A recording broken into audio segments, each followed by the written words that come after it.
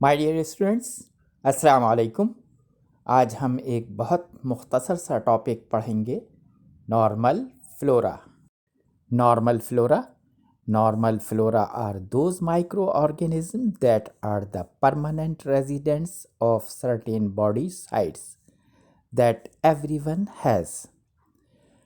Normal flora وہ microorganism ہوتے ہیں جو جسم کے کچھ مخصوص حصوں پر مستقل موجود ہوتے ہیں اور جو ہر کسی کے جسم پر ہوتے ہیں، لیکن یہ عام حالات میں جسم کو کوئی نقصان نہیں پہنچاتے۔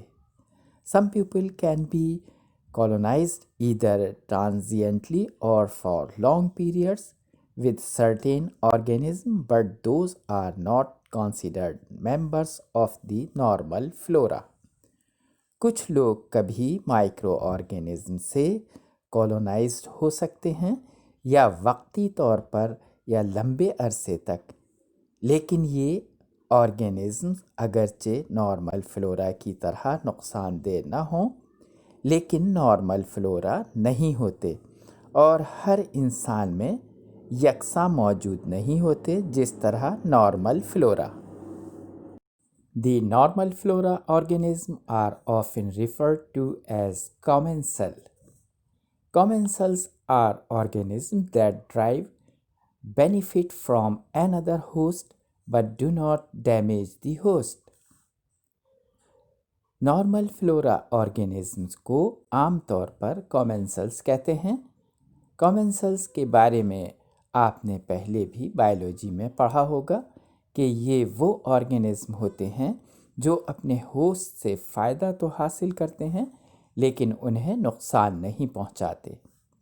Carriers also called chronic carriers are those individuals in whom pathogenic organisms are present in significant number and therefore are a source of infection for others۔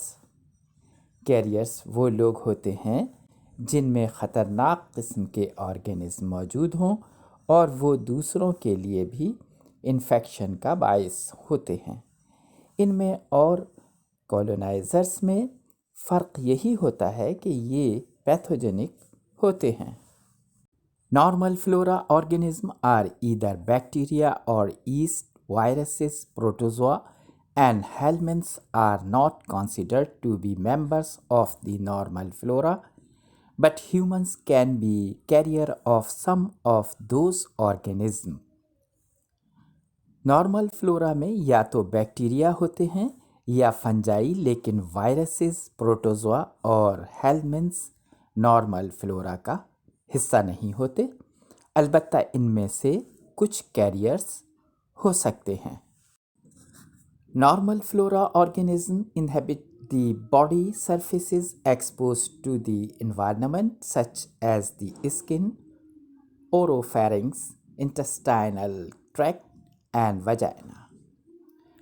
Normal flora organism جسم کے ان حصوں پر موجود ہوتے ہیں جو آب و ہوا سے ایکسپوزڈ ہوتے ہیں، جیسے جلد، ناک، منہ، حلق، آنتیں اور ویجائنا۔